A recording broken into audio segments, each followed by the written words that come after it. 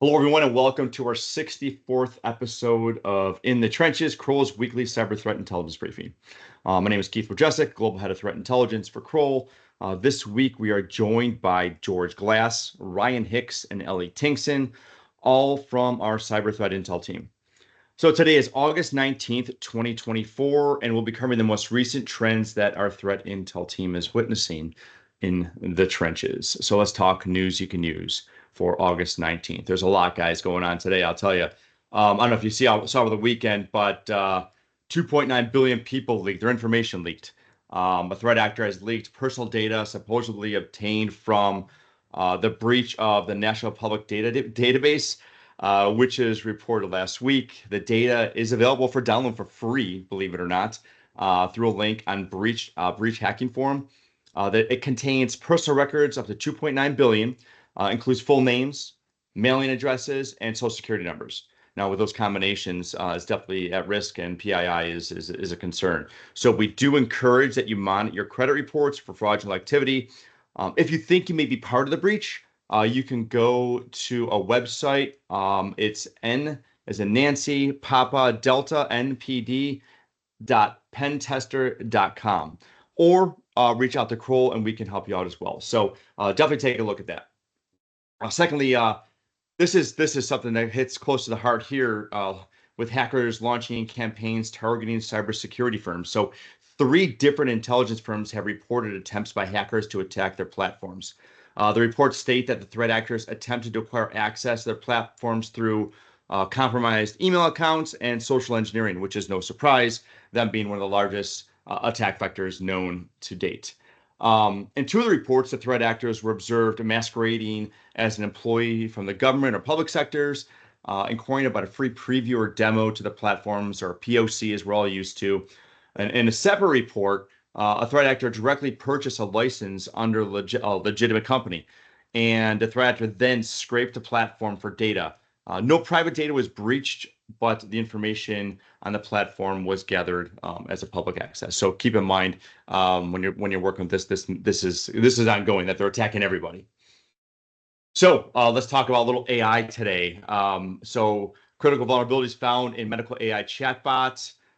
Tenable discovered critical vulnerabilities in Microsoft's Azure's HealthBot service during an audit. The vulnerabilities allowed access to a cross-tenant resource and could have allowed for lateral movement.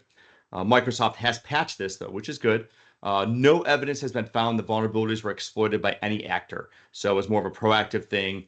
The underlying architecture of the service are not related to the AI models used for the service. So it's just the Azure HealthBot service as an AI co-pilot for healthcare professionals. Coming back, rewinding a few years, we all remember SolarWinds, critical vulnerability. We have seen this explode in the wild. The help desk was found to be susceptible to a Java deserialization remote code execution vulnerability. That's, if exploited, would allow an attacker to run commands on host machines. This is a 9.8 critical and is exploited in the wild.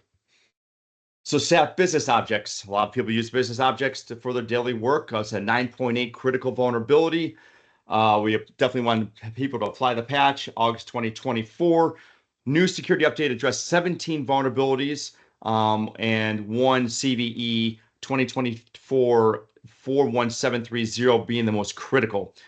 This is a missing authentication check. It's a flaw in the SAP Business Objects Intelligence Platform. It allows unauthorized access to exploit a REST endpoint to obtain a logon token if the single sign-on is enabled for this authentication. So it could result into a full system compromise. Again, 9.8 critical, definitely need a patch for that. With that, if you have any questions, concerns, or would like further information on any of the topics, please connect with Kroll CTI team at cti@kroll.com. So let's get into today's thorough briefing. We're going to cover the following trends our team is concentrating on. Patch Tuesday. George is going to review that.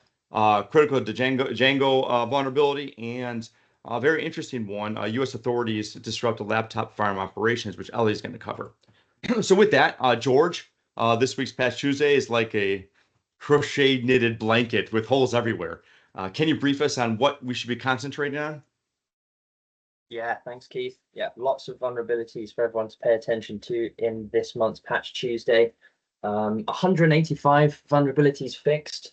6 of those are 0 days, 7 critical, and then a very high number of privilege escalation and remote code execution vulnerabilities there, 36 and 28 respectively.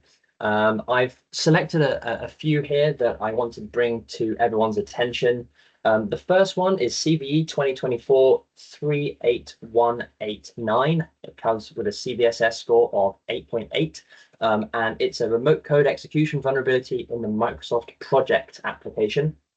It appears to be that VBA macros can be enabled, and an attacker can perform remote code execution via that methodology. In an email attack scenario, an attacker could send the malicious file to the victim and convince them to open the file. Much like we saw way back in the day with OneNote, threat actors have discovered that that is a method of gaining code execution on a user's endpoint.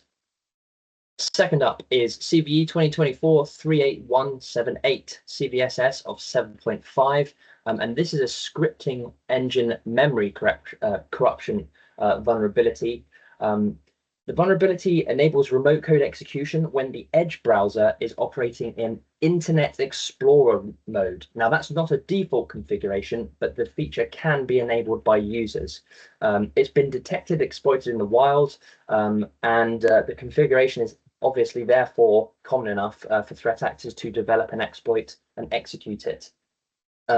The vulnerability was submitted by the South Korean NCSC and ARNLab, but further details of the vulnerability or how it was exploited in the wild have not yet been shared. Next up, CVE 2024-38106 with a CVSS of 7. This is a kernel elevation of privilege vulnerability that, if successfully exploited, could gain system privileges. However, there is some nuance to this. According to Microsoft, an attacker must first win a race condition in order to exploit the vulnerability. Again, there's no further details provided by Microsoft right now, but it has been detected as exploited in the wild. And then of the 4 that we pulled out, this one hasn't been exploited in the wild yet, but we thought it was so severe that we should really make a point of addressing it. And that's CVE 2024-38063 with a CVSS of 9.8, of course, making that critical.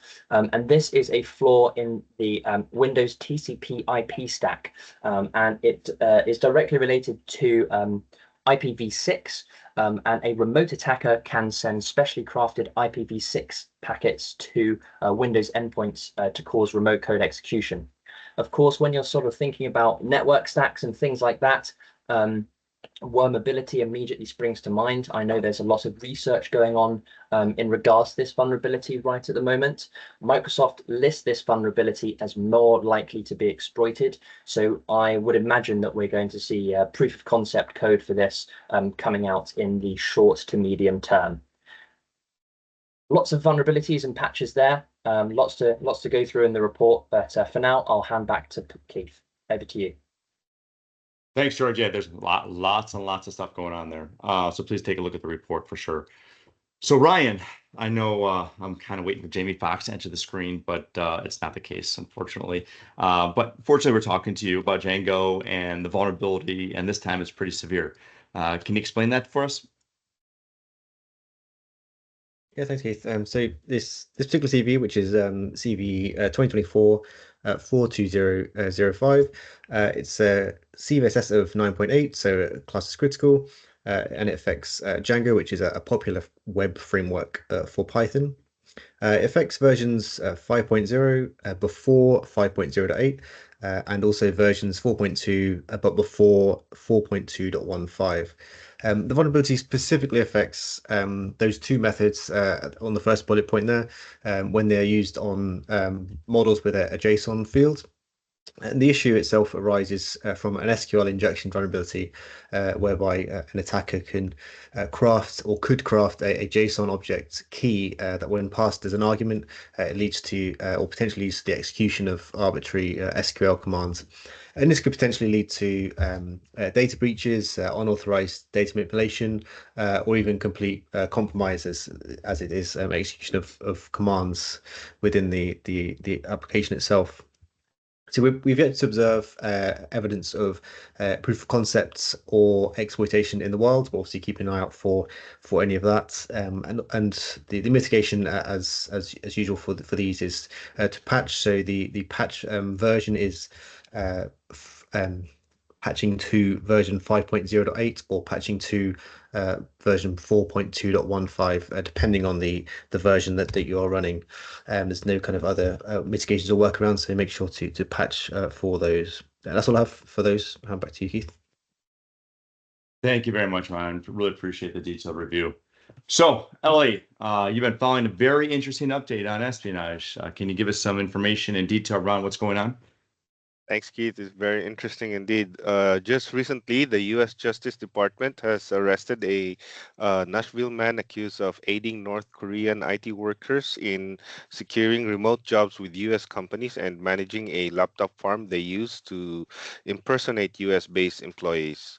The man named Matthew Isaac Newt allegedly helped North Koreans use a stolen identity to pose as a U.S. citizen named Andrew M. And then he provided housing for company supplied laptops and facilitated the laundering of payments for remote IT work uh, to North Korean and Chinese accounts. According to a DOJ press release, the victim company shipped the laptops addressed to Andrew M. to Newt's residences. And after receiving the laptops, Newt, without authorization, logged on, downloaded, and installed unauthorized remote desktop applications and accessed the victim company's networks, causing damage to the computers. These remote desktop applications allowed the North Korean IT workers to operate from locations in China while appearing to the companies as if Andrew M. was working from Newt's residences in Nashville. So the North Korean IT workers who utilized Newt's laptop farm generated revenue for North Korea's nuclear weapons program, earning around more than $250,000 each for their work between July 2022 and August 2023. Newt faces multiple charges, including wire fraud, intentional damage to protected computers, aggravated identity theft, and conspiracy to facilitate the unlawful employment of aliens. If convicted, he could face a maximum sentence of 20 years in prison. In March 2024, the National Security Division, along with the FBI Cyber and Counterintelligence Divisions, launched the DPRK RevGen Domestic Enabler Initiative, which targeted US-based laptop farms and prosecuting those who host them. Newt is the second American to be arrested and charged with assisting North Korean hackers in securing employment at U.S. companies. The U.S. Justice Department also arrested and charged an Arizona woman, Christina Marie Chapman, for running a similar laptop farm in her home, making it appear as though North Korean workers' devices were in the U.S. As the FBI has repeatedly cautioned, North Korea maintains a highly organized group of IT workers who conceal their identities to secure employment with American companies. Just last month, American cybersecurity company KnowBe4 revealed that they had unknowingly hired a principal software engineer who turned out to be a North Korean malicious actor. The individual immediately attempted to install information stealing software on their company provided devices. Despite conducting background checks, verifying references, and holding 4 video video interviews, No Before later discovered that the individual had used a stolen identity to bypass these checks and employed AI tools to create a fake profile picture and mimic a face during the video calls. Since 2022, the US government had been publishing guidance on North Korean fake IT workers, highlighting the reputational risks and potential legal consequences, including sanctions designations for individuals and entities who are engaged in or supporting North Korean IT worker related activities and for processing related financial transactions. That's it for me. Back to you, Keith. Thank you very much, Ellie. I really appreciate the update. This is highly concerning, and I really appreciate you going through all the detail on that. So today I would like to thank everyone that has taken the time to tune in to Kroll's weekly cyber threat intelligence briefing. We do hope you found this session informative. If you have any follow-up questions about this briefing or any other questions in general, please contact the CTI team at cti@kroll.com. That is cti@kroll.com. I hope everyone has a wonderful day. Today is National Ice Cream Day. Go out and enjoy a nice soft serve on me, but then you guys pay for it. Have a wonderful day. Take care.